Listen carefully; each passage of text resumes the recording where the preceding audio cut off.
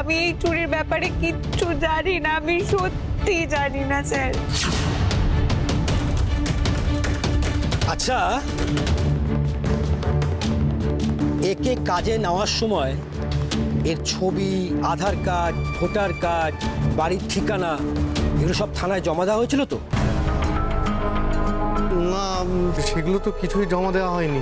But আমরা তো বারবার বলি যে নতুন কাউকে বাড়িতে আনলে পরে তার ভোটার আই কার্ড, তার আধার কার্ড, তার প্যান কার্ড, তার বাড়ির ঠিকানা এগুলো থানায় জমা দিতে। কিন্তু আপনারা একদম আমাদের কথা শুনেন না। কি আর করা যাবে, একে থানায় নিয়ে যেতে হবে। আর আপনি তো কমপ্লেনটা করেছিলেন, সো আপনাকেও আমাদের সঙ্গে থানায় যেতে হবে। হ্যাঁ, আপনাকে তো ওর নামে কমপ্লেন লজ করতে হবে। আমাকে থানায় যেতে হবে? না না, আমি থানায় যাব না। আমি তো কিছু করিনি, আমি কেন থানায় যাব? আমায় ছেড়ে দিন স্যার। আরে কি মুশকিল, আপনাকে ছেড়ে দেবো মানে? আরে আপনিই তো কমপ্লেনটা করেছিলেন, এখন আপনি ভয় পাচ্ছেন? না না স্যার, ও অ্যাকচুয়ালি ঠিক ভয় পাচ্ছে না। আসলে ও না একটু নার্ভাস প্রকৃতির মানুষ। যাও, কমপ্লেন যখন করেছো থানায় তো তোমাকে যেতেই হবে সার্থক। যাও। রূপা, প্লিজ তুমি আমার সঙ্গে চলো রূপা।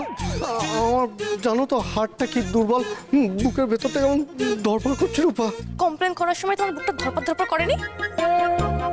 কমপ্লেন যখন করেছো তাহলে এখন যাও।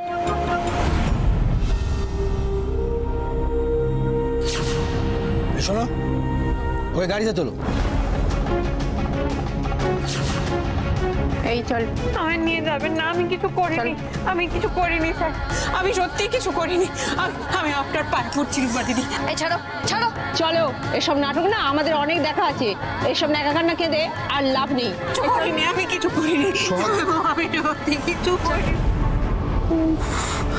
একটা মারাত্মক ভুল হয়ে গেছে আমার। কেন যে আমি দারোগা বাড়িতে ডেকে আনলাম। এই যে অনেক হয়েছে, আর নাটক করতে হবে না। ওনাকে গাড়িতে তোলো। আমি সত্যি বলছি, আমি চুরি করিনি।